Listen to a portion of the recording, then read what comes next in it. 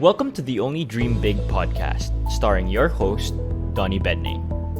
Only Dream Big is a podcast where Donnie will share tips and experiences on different topics, such as acquisition entrepreneurship, human capital, and the future of the workforce.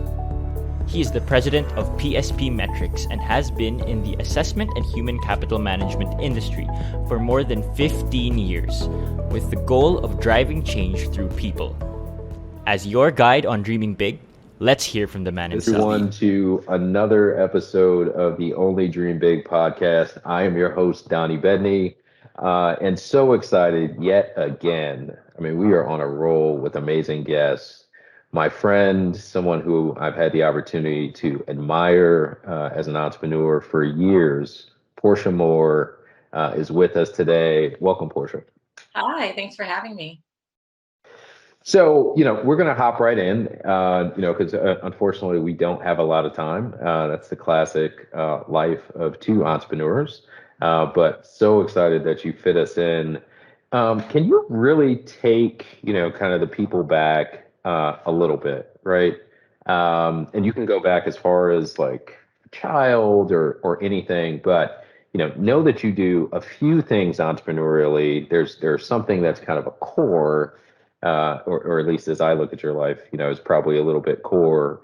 But can you take us back? I mean, was being an entrepreneur and like starting new things, was that something you always aspired to? Like, at what point in your life did those things kind of, begin materializing and you kind of took the first step towards entrepreneurship? So it didn't. When I was younger, and I always tell this story because it's like crazy to me. I used to want to be a teacher all the time. I would hand my stuffed animals graded papers, like papers I would grade it for them and get back. Someone fell, someone passed at a chalkboard. I wanted to be a teacher, since I can remember, since I was 4 or 5. Entrepreneurship, it did not fall on my lap, but at the same time, it fell on my lap, but I had to work for it to actually work for me. Okay. So when I graduated I went to Virginia Tech, I'm a Hokie. Me and my friend, we were subbing at the time. The job market was horrible. So I graduated and I was a full-time substitute teacher at my old middle school. Okay. And so we were in the basement, we babysat all the time. And I was like, we should start a company. And so we printed out, I should probably pay this middle school back. We printed out business cards on their stock paper. We did a website on Wiggly.com, and we started off as a babysitting company where we had sitters and we took a profit from the top of them. And then from there, it just grew, and it didn't just grow organically in the sense I had to hand out little bags for Halloween, do flyers at that time. 10 years ago, flyers, or you pass them out to the houses, you're not seeing. Maybe you're doing email, but not as much. So it was a lot of legwork to get it started. But once it started, It was just very, very, I don't know, it blossomed. So. That's amazing. Okay. It's almost like I'm trying to think before when we were looking for someone to take care of Sophia, it's almost like you started like care.com. Care.com, right. Before care.com. I could have been at care.com. You could have been care.com. Who knew? Golly. Okay, cool. So you started this babysitting thing, but you had this passion for being a teacher. How does this evolve then into this bigger thing like STEM preschool? Yeah. So I graduated from undergrad, and then I was my major in in college was pre-med because Wow. You got to be a doctor, you got to be a lawyer. I hate needles. Those are the only people who are successful in the Black community. Honestly, I legit hate needles. And then on top of that, I'm not the biggest reader or the best writer, so I was not going to go to law school.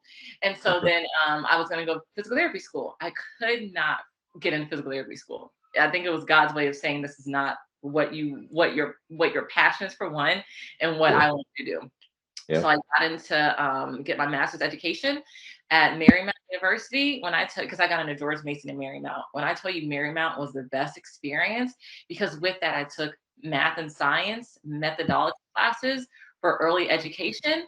I mean, it taught me how to integrate STEM into curriculum for younger children, right? You always think STEM starting at I don't know what, middle school or high school where you're doing labs, but when you start younger, it's more of just like a streamline into just loving and being, I don't know, integrated into the STEM world.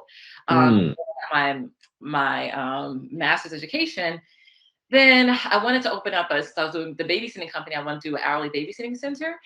But okay. with learning these methodology classes, I was like, I'm going to open up a STEM preschool. So, I mean, it's, of course, right now I'm saying in like what, 2 minutes, 3 minutes, but in Yeah. actuality, it took a lot of work. It took a lot of getting an SBA loan. It took a lot of Okay. money. Took a lot of time to even build. Now we have two preschools. One preschool has 106 students. One's preschool has 47 students. Wow. It's a lot to get there. But again, when it's your passion and the drive is pushing you to take it day by day, you look back and you built like this huge monument from Yeah. like the first like brick and the stepping stone, so at 5 teaching my stuffed animals. Hey man, yeah. I mean, the crazy thing about your story, well, one of the things that I think is super dope is it goes back to something that I said on like another episode, which at least in my life is when you're in alignment, right? Like you Yes, can take one step and yes, 1,000 things will work, right? yes. When you're misaligned, you can take 1,000 steps and like nothing will work, right? So you apply at a PT school and like all these other things, like you said, kind of, God's way of like, hey, you should probably Right. consider something I'm else. turning, I'm sending all these and God's like, ma'am, this is Yeah, yeah. not what I have for you. Oh man, but can you unpack just a little bit?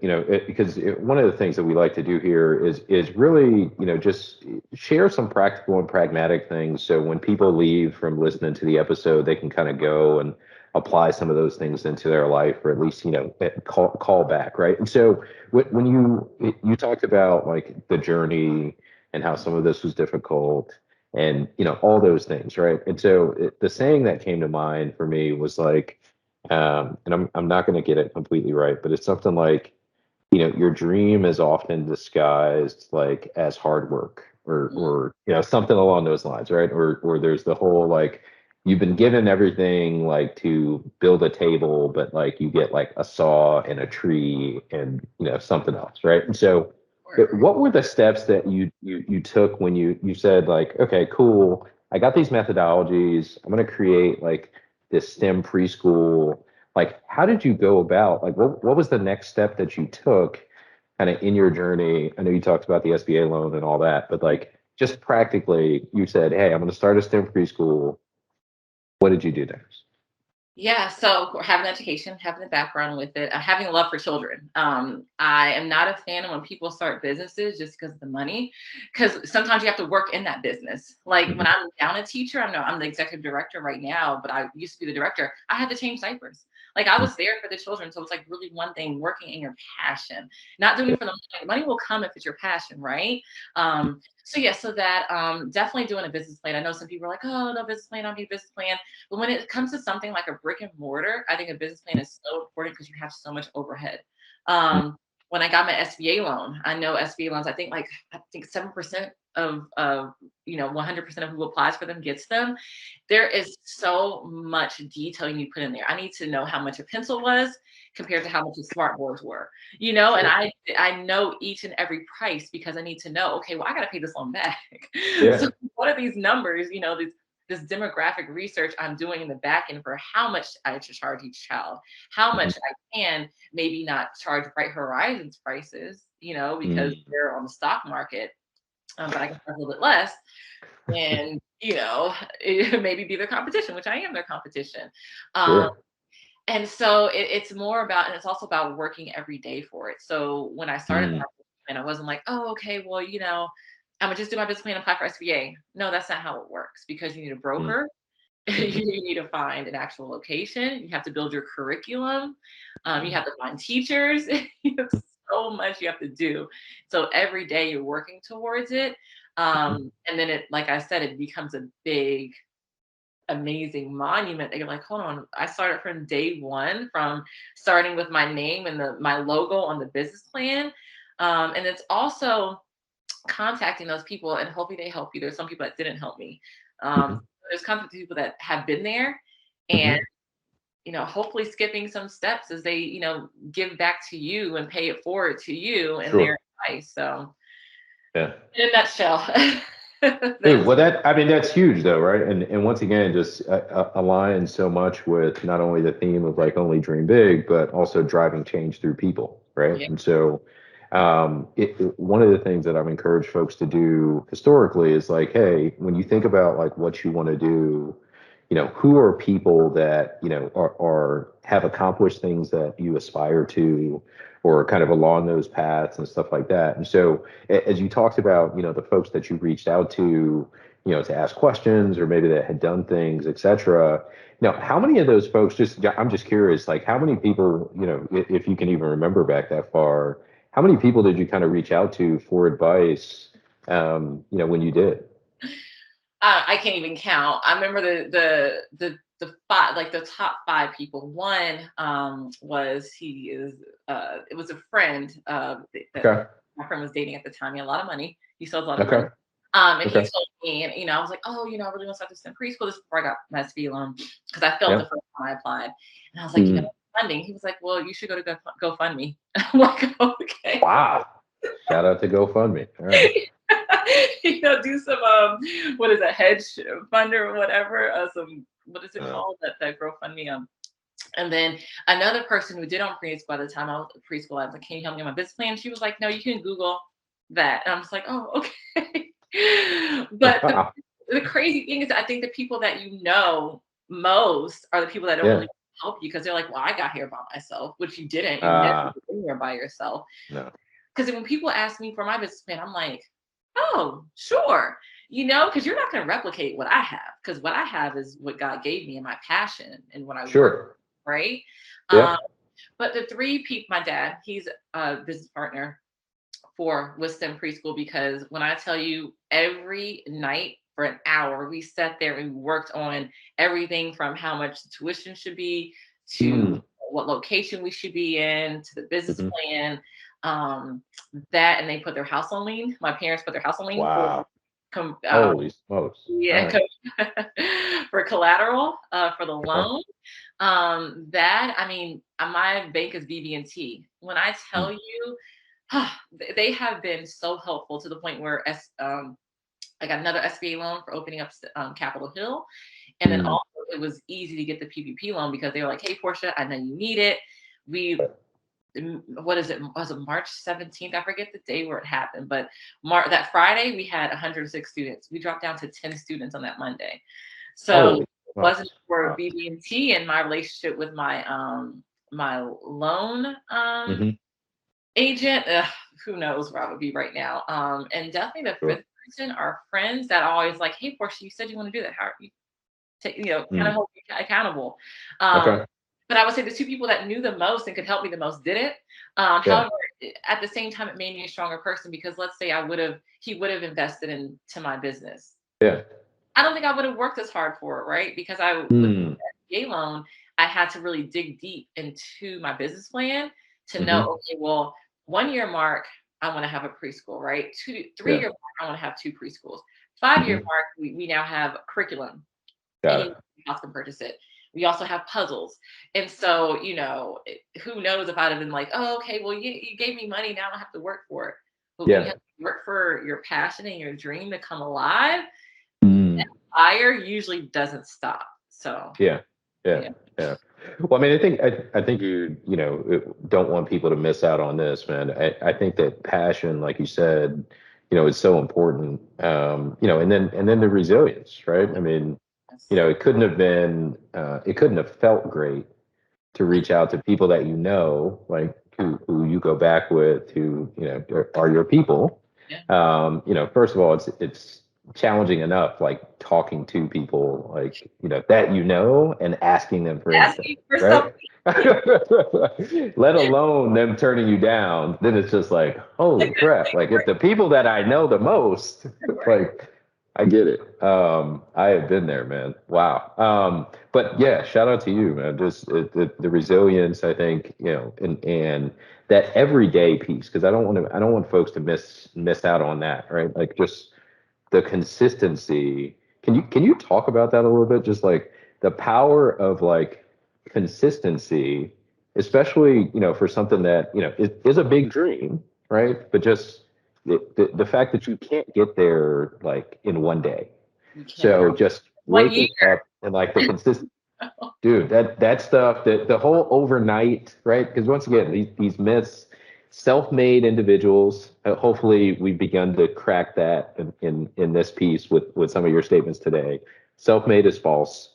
Overnight success, also false. Well, So social media sells it very well, though. It sells it so well. Social media over here, like, what? yep. Microwave society, man. Like we're so used to instant things. Yeah. But so I mean, just power consistency. Like, and what are some things, frankly, in your own life, as you think about your daily routine or otherwise, that have helped you, kind of be more consistent? So it's power consistency also, but also studying those brands that Mm, are so comfortable. I always say I don't want to be the CEO of Blockbuster driving by a red box for the first mm, time, and I know they had the mm, by Netflix, I think for $50 million, was it? And now mhm, Netflix with how many billion? Because they got comfortable. They're like, oh, we're the best. We're gonna. mhm, And it's about, I think, that consistency. When you are never comfortable where you're at, you mm. cannot go wrong with being consistent in a way that you're always trying to build. Okay. And sometimes it's going to fail, like the curriculum, the puzzles are doing well, the curriculum's not doing so well, but I have to be consistent with selling it. People need Mhm. to know about it in every household. Yeah. Um, and so it's also with that consistency, it's also about never thinking that you are the better than someone else. So your company doesn't have to keep on building your Mhm, brand. It's so important to build your brand.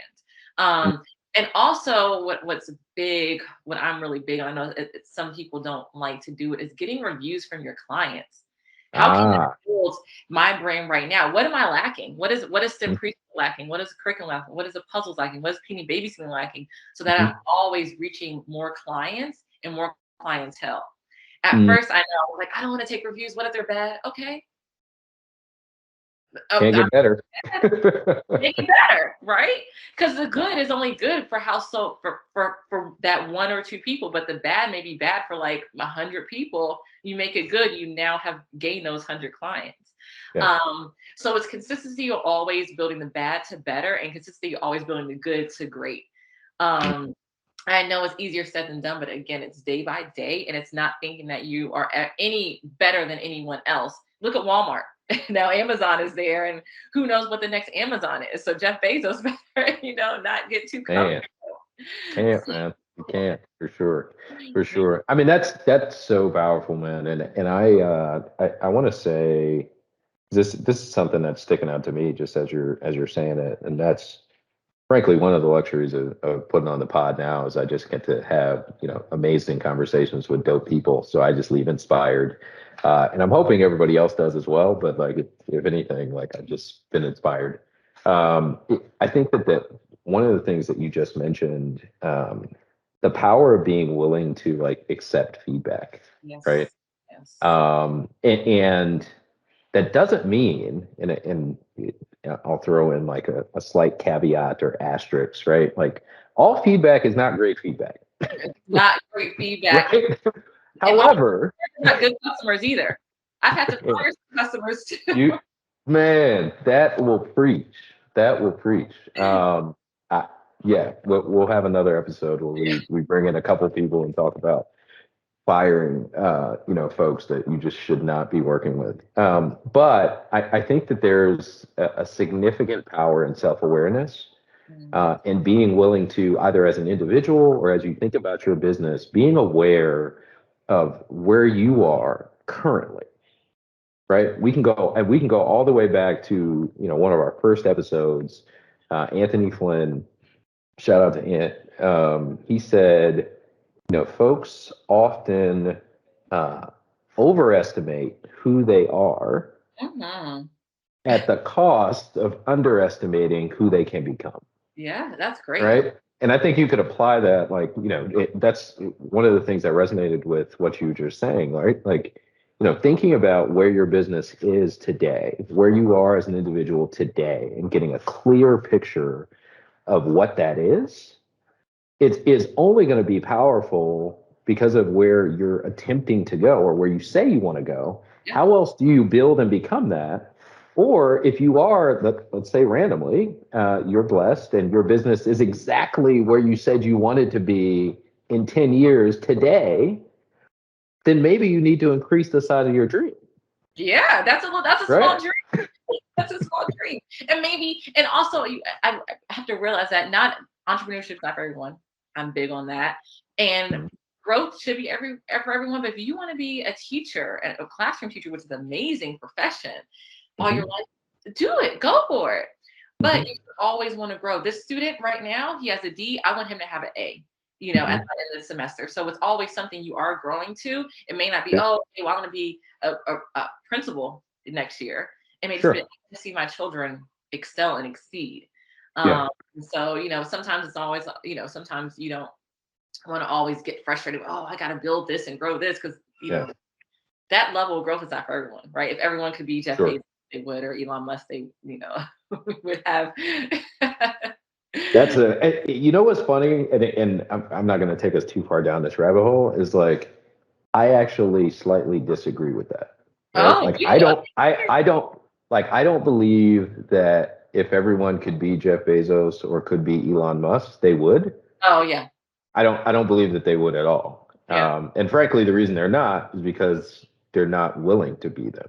Yeah. 100%. Right? Like Some people the that, sacrifices that you had to go through, like to start STEM preschool and stuff like that, like or the other things that now I follow you on social and like your restaurant, like all these other things that you invest in, like people want those things, right? Like they want the end because they want to be able to say like, oh, like I have a restaurant or I have all these things, but they don't want to they don't really want to make those decisions, right? Like you're talking about employing people. So I've always said it's interesting. What quick aside is that human behavior, right? Like when we talk about behavioral economics, so like what people actually do versus like what they should do, all things being perfect, right? So if you go back to salaries and you compare like CEO salaries, and I think this was like in the 70s or so, and then like government got involved and everybody was saying like we need more clarity on the salaries of CEOs of these big companies because they're making so much more money than frontline employees, right? And so everybody gets involved and companies are like, okay, cool, we're going to reveal everything that our executives make, right? And at this point, like the goal of, or what people thought was going to happen is that there would be like this shrink, like, or parity, if you will, and people would make, like executives would make less money. okay. But what ended up happening is that boards then said, oh, well, Portia is our CEO. And we see Donnie down the street in our competition, and he's making 3 times what she's making, and he is a putz. And so we need to pay Portia more because she's so much better. Obviously, she is killing the game, right? And so, and I'm using that as an example only from the perspective that a majority of the executives that I've met, it's been interesting when you get close with leaders, entrepreneurs, executives, et cetera, who are running businesses. I've always said, those people are compensated for making the tough decisions Yes. that other people are, take, their, let's just say smaller, payments or whatever for the comfort of not having to make those decisions, right? Like not having to deal with PPP loans to make sure that everybody gets paid, right? There are other people who are like, no, I'll just take this role, and that's okay. Yes. But I'm going to take this role because I don't want to have the stress of thinking about this all the time. When I take off, like at 2 o'clock on a Friday, right? Yeah. Right? They're off, right? Meanwhile, you're in here like, what are we gonna do? How's 2020? What's 2025 gonna look like? And now So it's interesting. Those, what when you're on a school, I'm telling you, man. It's like that one, the 6-pack, but they don't want to take Adrian Williams class, Man. I want a six pack, and Adrian be kicking my butt, man. But he is my inspiration. So shout out to Adrian Williams I think because that's I pretty try to cool. tag him as much as I can.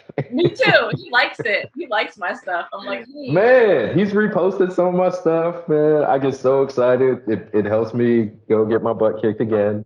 But 3 minutes of burpees. 2022, I'm Ridiculous. telling you, man. Me Adrian too. Williams, Lenny Kravitz body coming to Donnie Bedney, 2022. I give myself the whole year.